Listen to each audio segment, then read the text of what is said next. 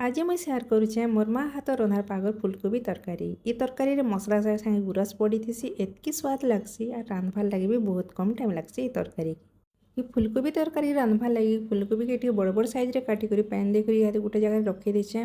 तरकारी रांधवार लगे गोटे मसला रेडी करमा।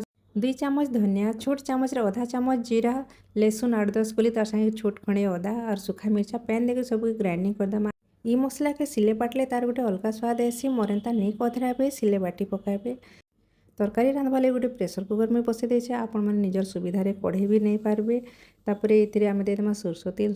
सोरस तेल रे तरकारी रांधले बेसी टेस्टी लगसी। से आम आधा चामच सोरस फुटेक पहला मसला सांगे हल्दी और कश्मीरी मिर्चा गुण देकर भल भाव मसला के भाजी देला से आम देदेमा टमाटर निजर पसंद हिसाब से नून देकर यहाँ टमाटर के सिझवा लगे कवर करदेमा।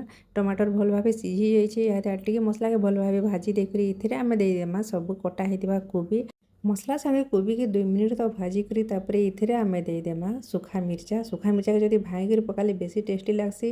ये सुखा मिर्चा बेसी राग अच्छे बोलिक गोटा गोटा पकई देछे तार उपरे पैन देकर कवर करी आम ताके छाड़ीदेमा।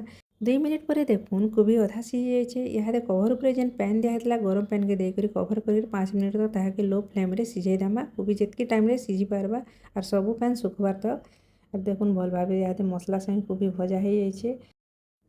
कोबी भल भाव सीझिक सबू मसला जिते सुखा होपर आम ये देदेमा गुरस और देखुन यहाँ गला आमर गुरस दिया फुलकोबी तरकारी तार उपरे आम पकईदेमा कटा होता धनिया पतर।